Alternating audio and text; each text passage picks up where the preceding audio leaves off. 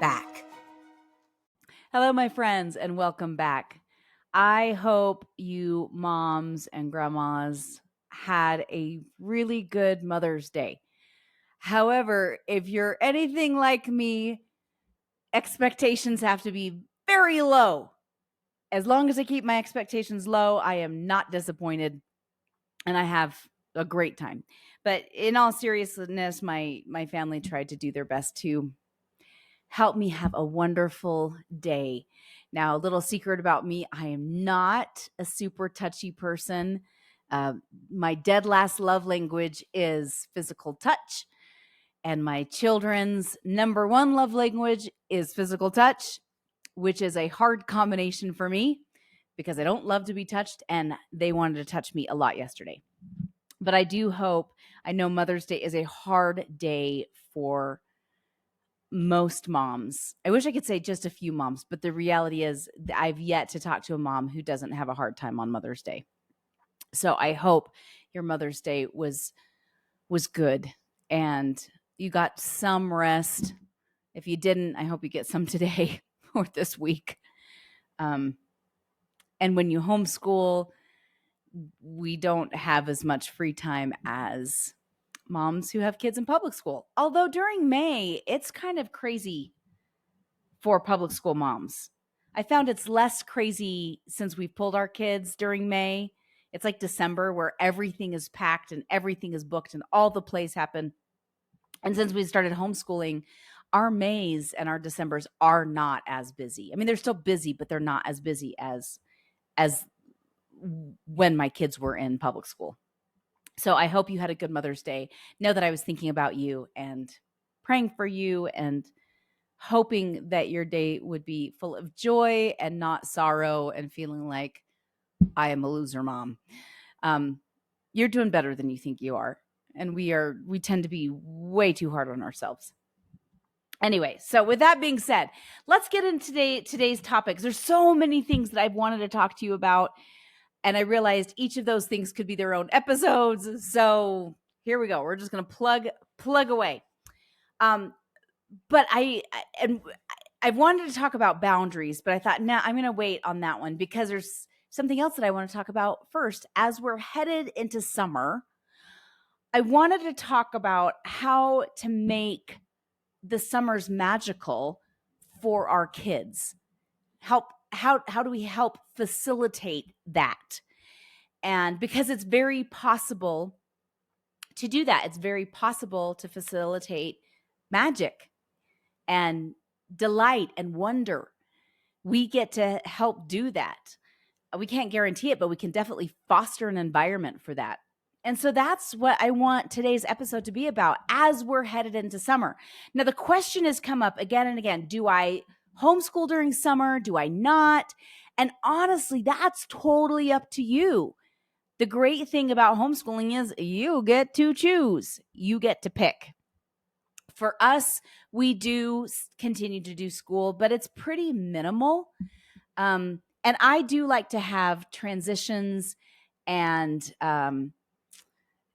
do experiential transitions, which I'll do an episode on that because I believe that there needs to be emotionally there needs to be markings. Like we do an official first day of school, and we take school pictures, and we get new school supplies, albeit minimal.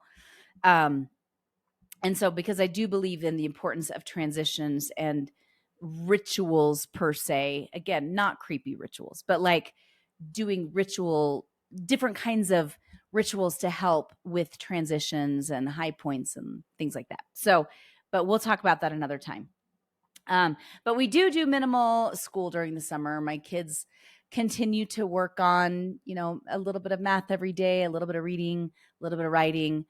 But I'm not as strict with the academics as I am more during the school year. And I still like to have some amount of routine. I think it's good for kids to continue to have some routine. Now, those of you that are new to homeschooling and you keep getting told that you should de-school during summer, I'm going to forewarn you right now. It's not my favorite time to deschool just because everybody is out and mentally everyone's checked out for the summer. And it's not until you get back in the fall that it hits you that you're homeschooling, and then your brain starts to freak out. So, summertime is a great time to start small, simple routines with your family that you want to start implementing in your homeschooling. But anticipate you're going to have to deschool as soon as school gets into session and everyone's back and you realize that that the kids are home with you and they're not putting on a backpack and going somewhere else the whole day. We'll talk about that as well another time. And I did a short video on it on YouTube where we talk about that briefly, about deschooling in the summer and how it doesn't happen. But it's a great time to start routines.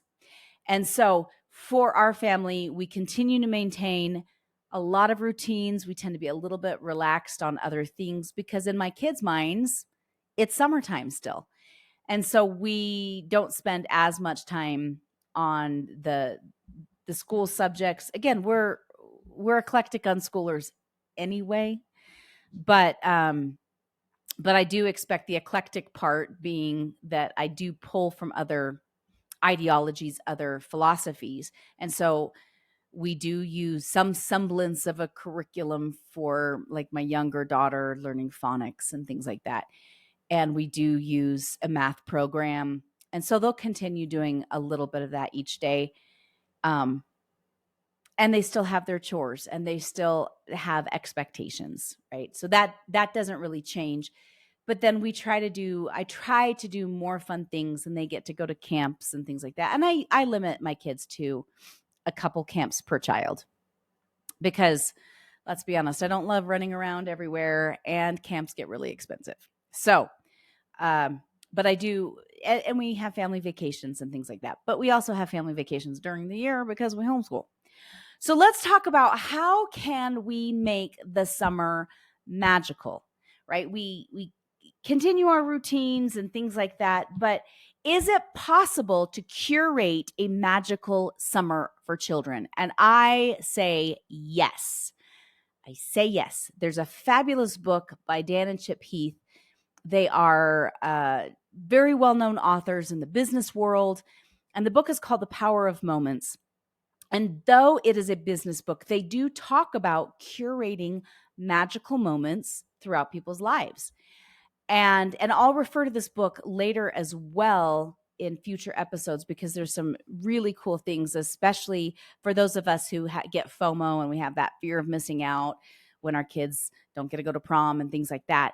And so we'll talk about that in another episode, like how do we create other moments for our kids. But as I've been thinking about the summertime and my own experience, I did a very unscientific poll on Facebook and Instagram.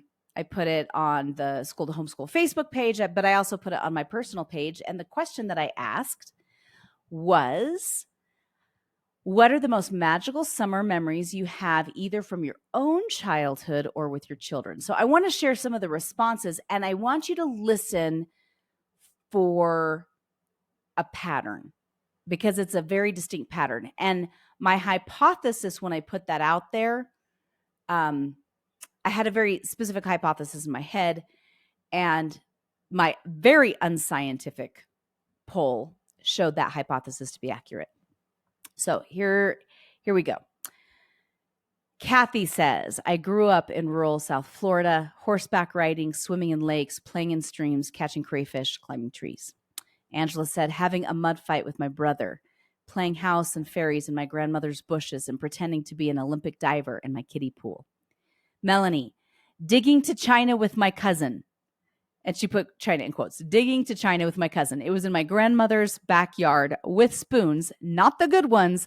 We hit red clay and thought we were close to the devil. So we filled it in and never dug that deep again, which I thought was hilarious. Ruby, free play for myself, but also taking my kids to nature outings to let them figure out how to play and also letting them enjoy what Mother Nature has to offer. Okay, I'm going to keep going. Michelle, staying at a lake house in a tiny town with no cell service or internet or TV. Paula, we caught hummingbirds and watched them for 20 minutes and then let them go. Amanda, fireflies. Somebody else said most definitely, which I grew up in Austin, Texas, where we have fireflies, and I spent a lot of our summer catching fireflies as well. I love fireflies. Those of you who live in areas without fireflies, they are real. I promise. I was trying to explain fireflies to my husband, who has actually never, ever seen a firefly in his whole life.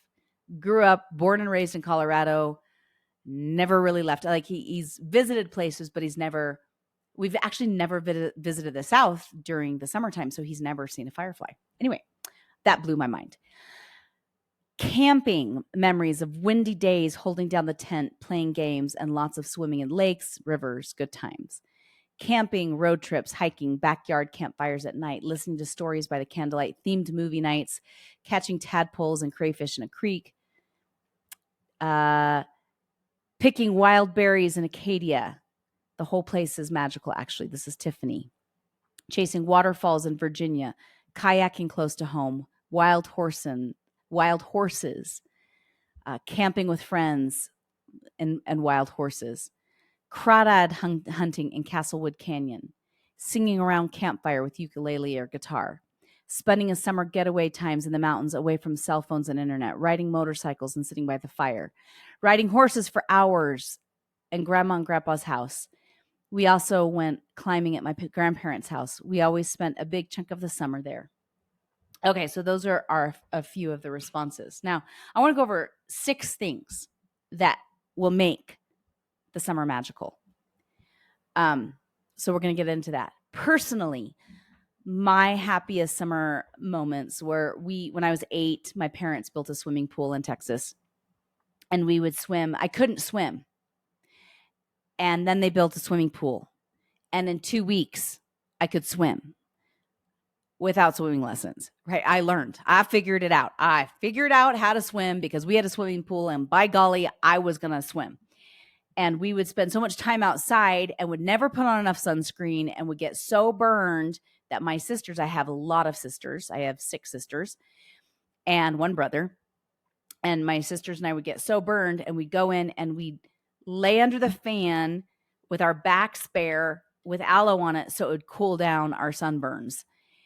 And we spent our whole summer outside, and we would catch fireflies and all sorts of fun things.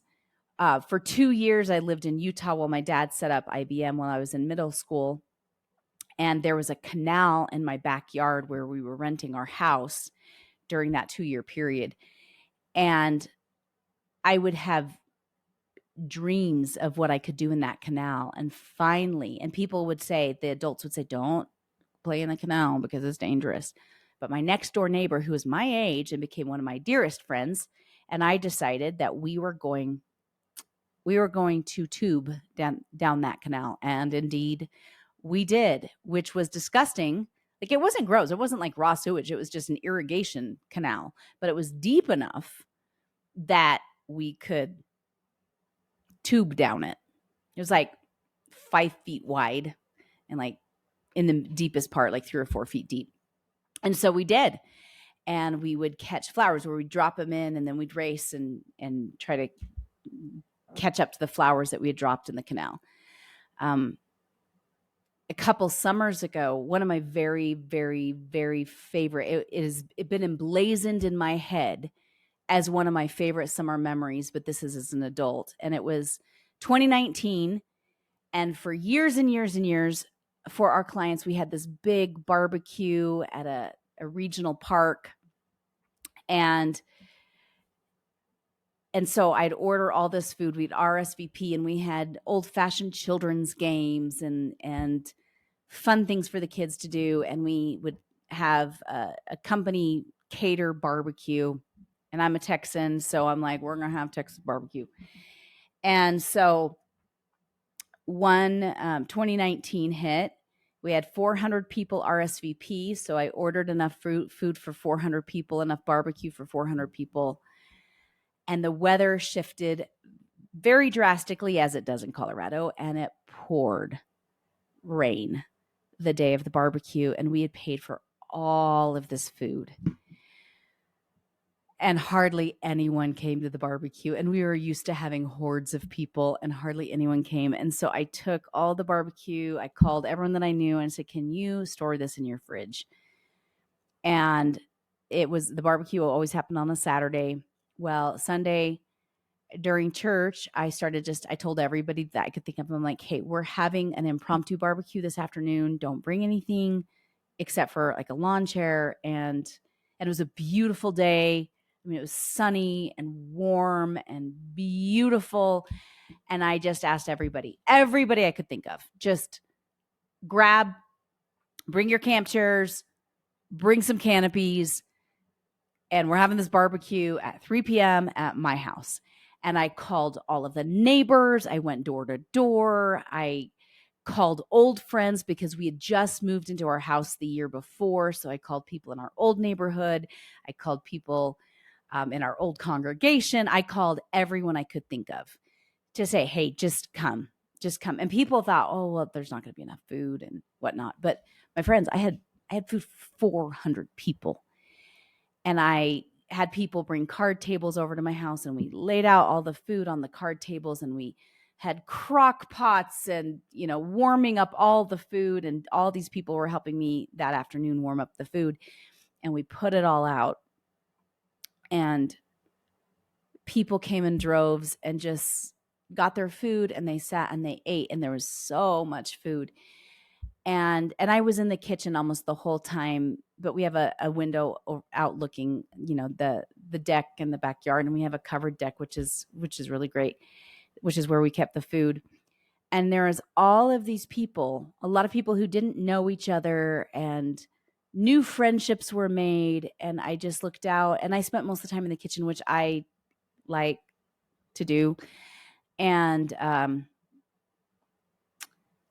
just, restock the food as it would empty. I'd put more food out, and you could hear the children in the side yard playing and running, and they were playing tag.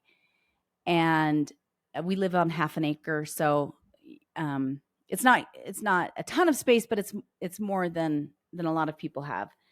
And our backyard was filled with camp chairs and little circles of people talking, and new neighbors meeting old neighbors, and new friends meeting old friends, and new all this beautiful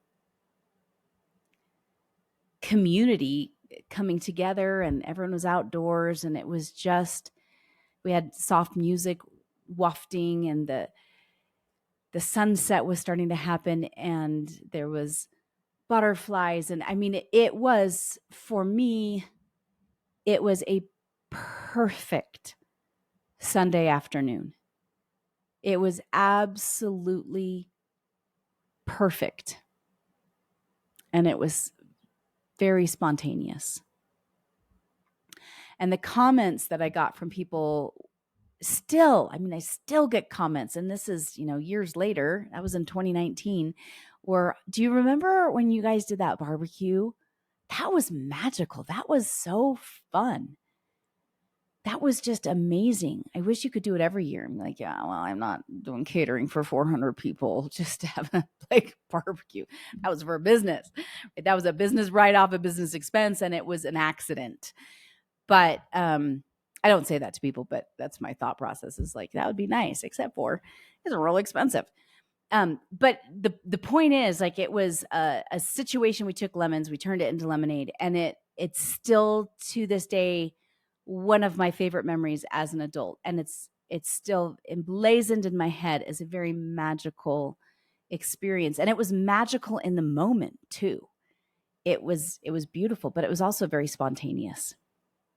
So let's talk about the 6 things to curate a magical summer.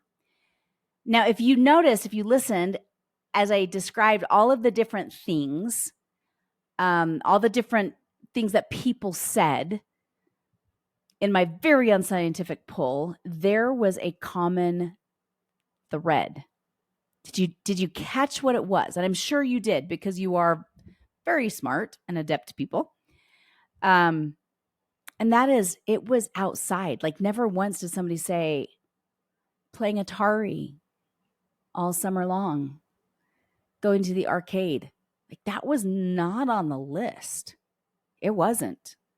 Even think about the movie The Sandlot that was, from the 90s. And his big magical summer was playing baseball every single day. But in all cases, they were outside and experiencing the natural world, being in the elements, playing outside. But that's a common thread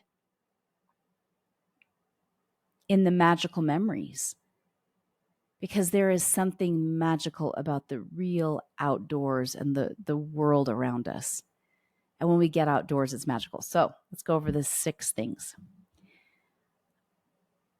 First thing, there has to be free time enough to create magic, right? If we have overscheduled our kids, notice, by the way, that on that list, that unscientific list, camp was not on there. Like going to swimming lessons, going to swim team, going to the YMCA camp. That was not on the list for anybody. Now, it might be on somebody's list somewhere, but on my unscientific poll, it wasn't there. Like, the camps weren't there.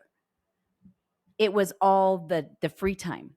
So when we allow our children to have free time to do things, it enables them to experience some magical moments, which I think is really interesting. So the first thing that we have to do is we have to allow for free time. Again, in my family, we still have structure, albeit minimal, very, very minimal structure. I do allow for a lot of free time. I do not overschedule my kids, particularly in the summer. I've actually become very against overscheduling my kids. My kids still do lessons and things like that. Like, I have my 8-year-old is very, very good at tennis. She loves tennis, and she still has tennis lessons twice a week, once group and then once individually, because she's quite good. And so we'll still do that. We'll still continue that on. But again, that's only a couple hours out of the whole week.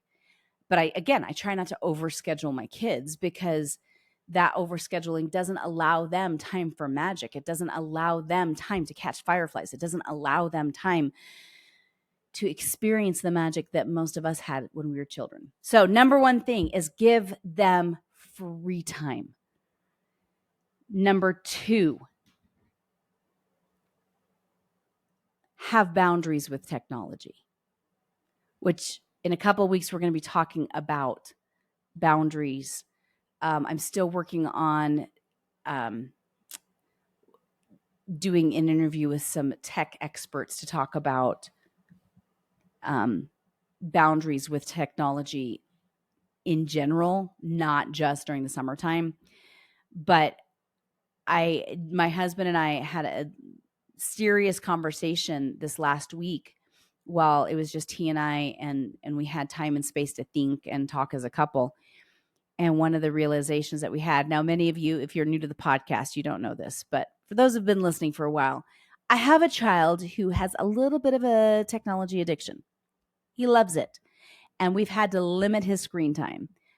Particularly, we've had to really limit his video game playing. We did a 30-day fast from video games. He was still allowed to use YouTube to work on piano stuff. He was still allowed to do some animation, although he didn't want to do, he's kind of gone out of the animation phase for a time. He said, I'll come back to it, but I want to take a break from it, which is fine. He's 11. But he's addicted to video games, and he and I have had some really hard heart-to-hearts about that. And this summer, we decided this last week that we're going to go video game free and computer game free and Minecraft free for the whole summer. And I know he's going to have a hard time with that. but there has to be boundaries around technology because it sucks out life and it sucks out joy and it sucks out real experience. Not that video games are evil or bad, but we've noticed in our family, it sucks out creativity. It fills and entertains, and it doesn't allow for boredom, and boredom is what brings brilliance. So the second thing is set boundaries on technology. It's easy to let them play video games all day. It is. I get that. And I've been guilty of it. So I am preaching to myself as much as I'm preaching to everybody else. Because I've been guilty of going, okay, yeah, it's summer, fine, play 8 hours of video games a day, which it's not. It's not okay. Even our pediatrician, which I'm going to talk about in a couple of weeks, we met with our pediatrician. All our kids had their annual physicals. We do them all together at the same time. Makes it easier for me.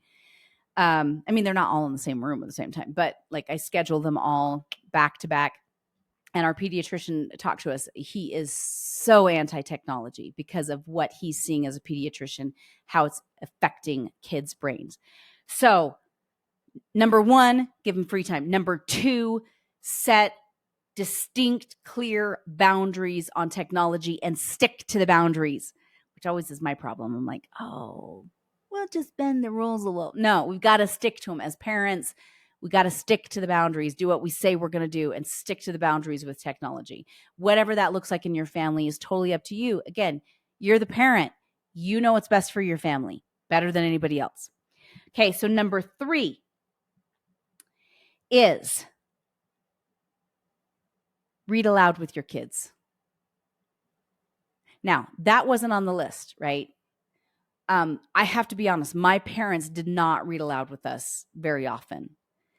But when they did, I remember one Christmas, my mom reading a story to us. It took 2 or 3 hours.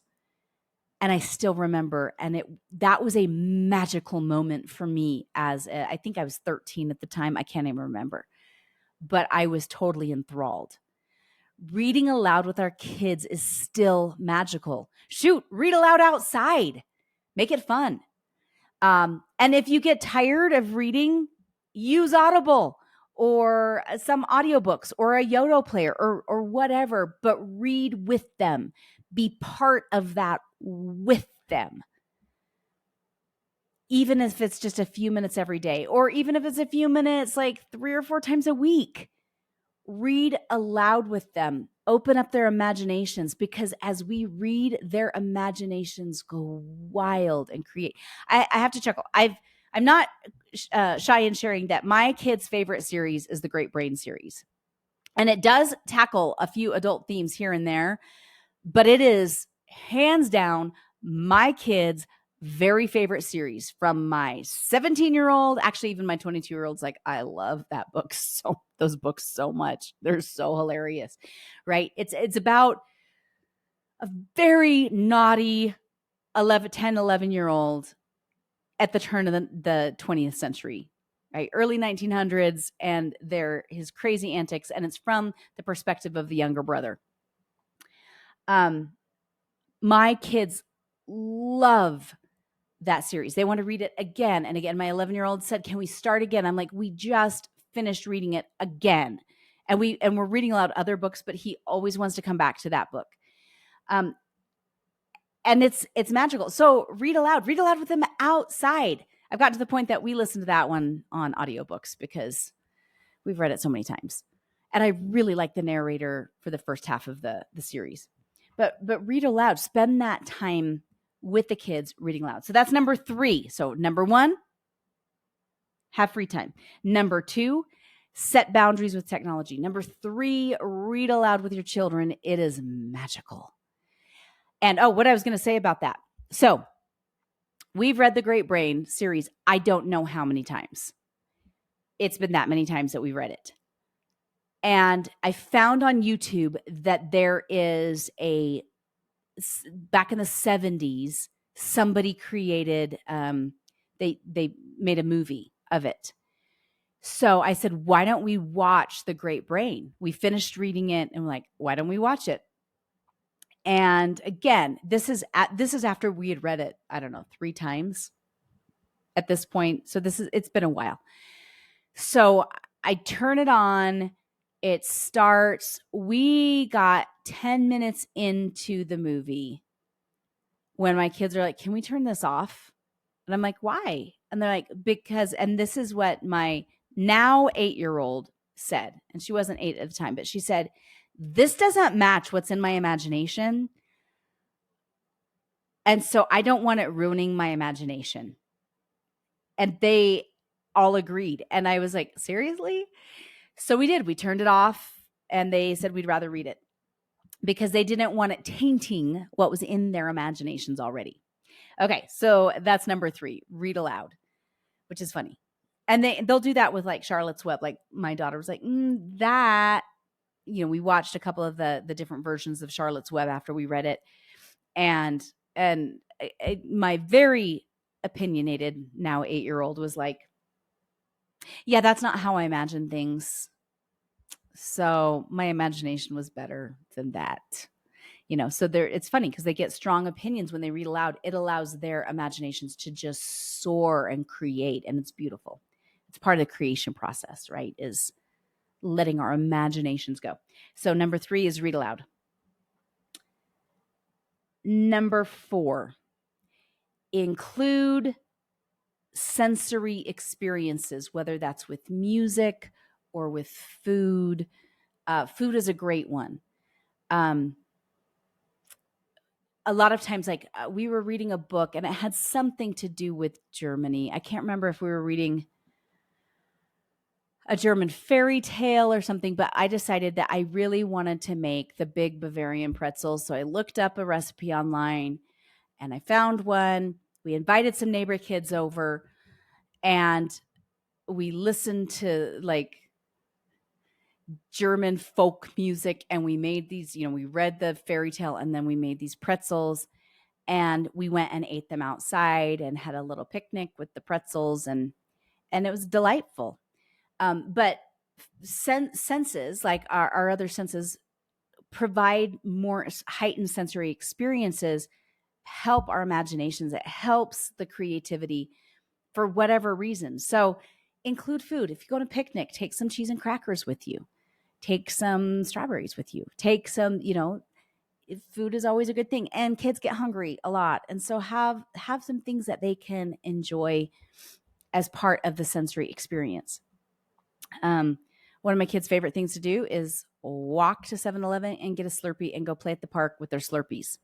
Such a simple thing, but again, that heightened sensory. Or include music at Halloween time. Now, I know not all of you like Harry Potter. I like the series. I think it's kind of a fun series, but not everyone feels that way. But at Halloween, we have this courtyard and we hang candy and we pretend, and I get all dressed up and I'm like, "Welcome to the leaky cauldron. Grab a candy before it floats away." And I have music. I have the Harry Potter music blasting, that dun dun dun dun dun dun. And I've made it a multi-sensory experience. And I did it one year. And then the next year people wanted me to do it again. And it's been several years now. And that's actually my favorite thing for my kids is they would rather, like, they'll go trick-or-treating really fast and then they come home and they want to help hang the candy as people come get it. And we have neighbors who look forward to it every year. And we have people who come to our neighborhood to go to our house for a multi-sensory experience. And I make butterbeer, which is not actual beer. It's like a butterscotch hot drink that they have at Universal Studios. And I got a recipe for it. And so I make that and I serve that to the adults and the kids. And then we have the hanging candy. And I say, "Catch the candy before it flies away." And it's a multi-sensory experience for my kids. It's magical for my kids. It's magical for me. It's magical for my neighbors. But I have multi-senses. Like I use music to create an atmosphere. And then we have the candy and we have the butterbeer and it's a whole experience. It doesn't have to be complicated though. I'm sharing a very complicated thing that we do every year. And even this last year, I was like, "Do I really want to do that this year?" And my daughter was like, "How could you say that? Of course we have to do this." So include other senses, include hearing and smell and taste. When we go out in nature, we taste, we smell the earth, we smell the blossoms, we smell the summer. Summer has a very distinct smell. Spring has a very distinct smell. Fall has a very distinct smell. Have you ever noticed that when you're in nature? So the fourth thing is to create my number 4. Let's see. 1, 2, 3, 4. Yeah. So 4, create a sensory, like add to the senses. Take a picnic. It doesn't have to be huge. Again, it could be cheese and crackers, but add to the senses. Bring some music. That always makes things fun. At our little barbecue that we had a few years ago, we had music wafting, and it was beautiful. Number 5, break the script and create delightful surprises. Now, what does that mean? Well, it's when you do something out of the ordinary that you don't normally do. Let me give you a business, for instance, actually. Dave Ramsey, who is the financial guru, helps people get out of debt. I've followed his stuff for a lot of years. We did the Financial Peace University and all of that good stuff.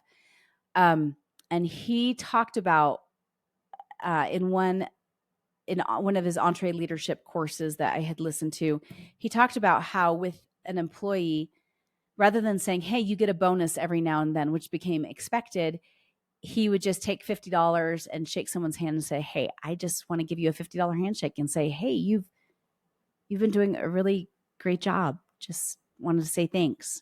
Totally unexpected, totally a surprise, totally broke the script. But it wasn't like an expectation, like, okay, now I'm going to give you bonuses and now it's expected. And if you do it a couple times in a row, then it becomes an expectation for people, and it no longer is breaking the script. It's no longer a fun surprise. But there's something magical about surprises and saying, hey, kids, today we're going to go to the zoo. Surprise! Like, we're going to have this is an unexpected little fun surprise. Or, hey, we're going to stop and we're going to get an ice cream, which we usually don't get. And we're not going to do this every day, but today you guys worked really hard on your chores and you did just a great job. Let's go get an ice cream. Let's break the script just a little bit. I think it's interesting. For years, Chick-fil-A did the, dress like a cow day, and they stopped doing it. And because they did it every year, like the first year, it was delightful. The second year, I didn't think it was going to be a long-term thing, but it was such a fun break of the script. And we got all decked out as cows.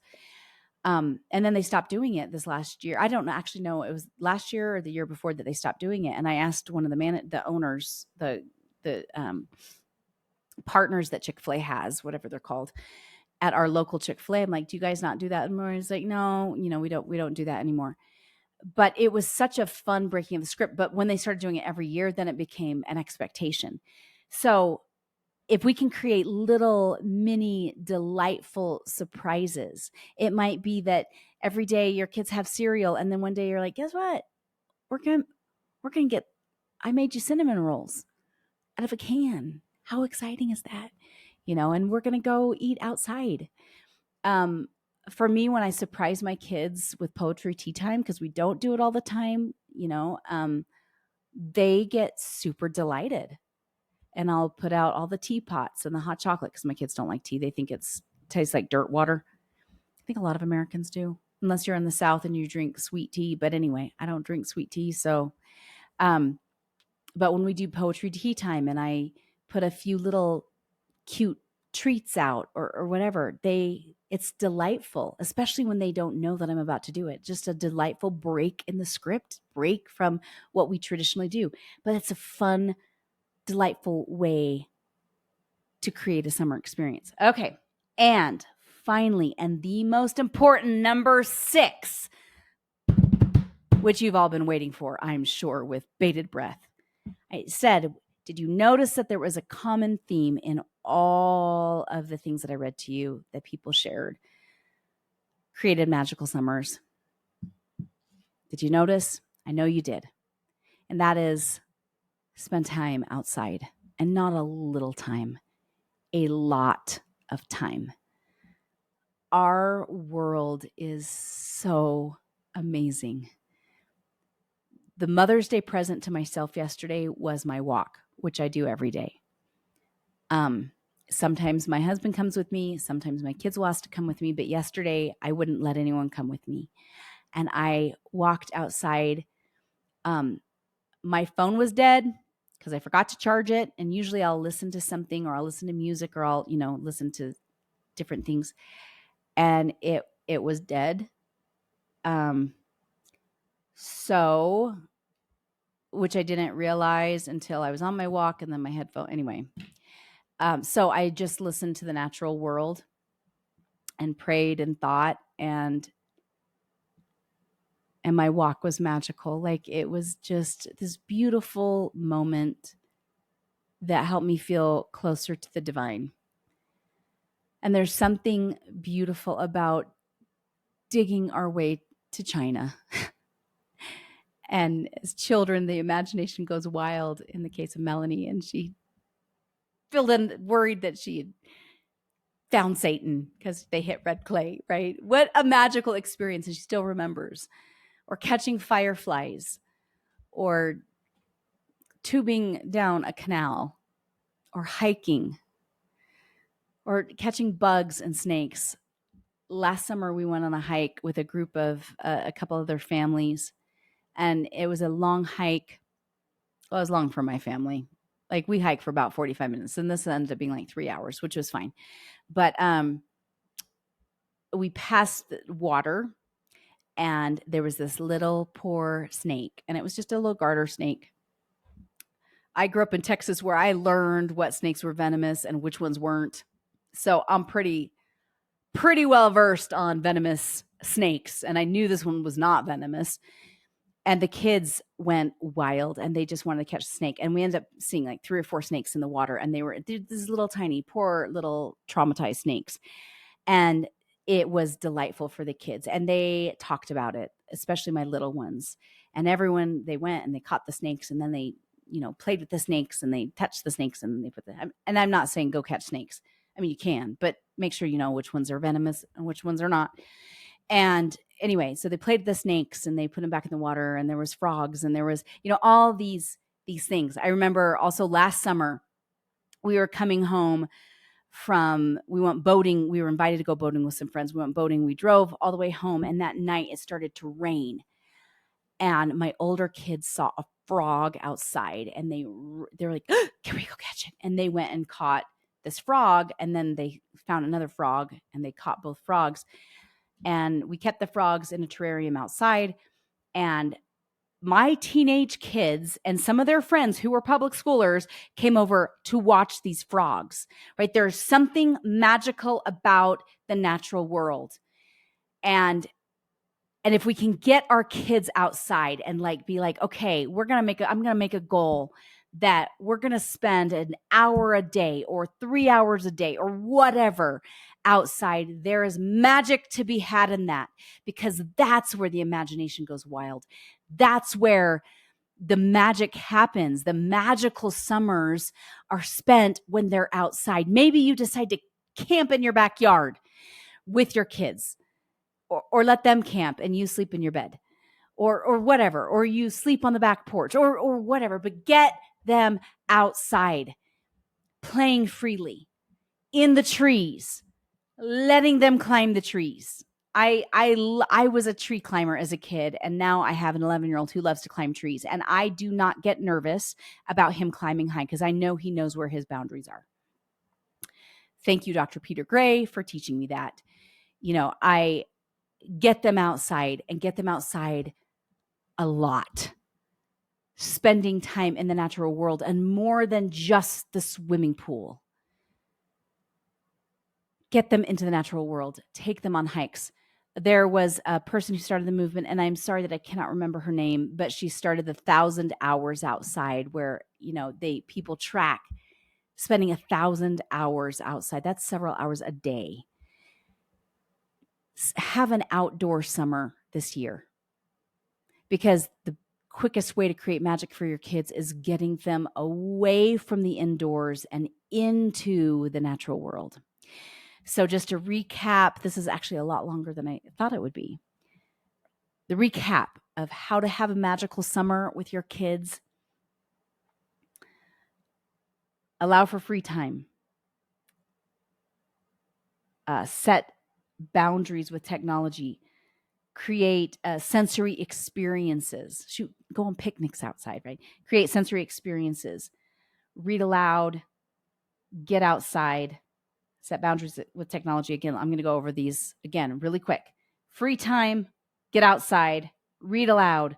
Have sensory experiences. Set boundaries with technology.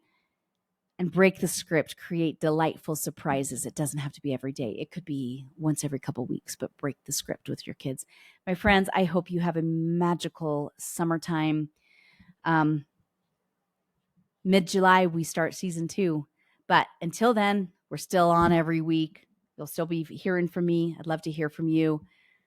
Get on our Facebook group. I really will be getting the newsletter out. I have some anxiety about that because I'm not very good at writing. And so for those of you who are like, I've been waiting for months, there's some anxiety about that. But I promised my 22-year-old I'd get the newsletter out and wouldn't be a slacker anymore and get over my fear of writing for like a newsletter. So join our Facebook group, School to Homeschool. Mamas and papas, you're doing better than you think you are. I hope you have a wonderful week. We've got a great person, dyslexia specialist, talking to us next week about reading with kids and dyslexia and some of the things that you can do with the brain with your children who do struggle with things like that or who are struggling readers. We've got some very exciting guests coming on. In the meantime, have a great week. You're doing better than you think you are. You got this, mamas, papas, grandmas, and grandpas. Talk next week. If you enjoyed this today, please like and subscribe. You could also join our private Facebook group at School to Homeschool or sign up for our newsletter at www.schooltohomeschool. Have a great day.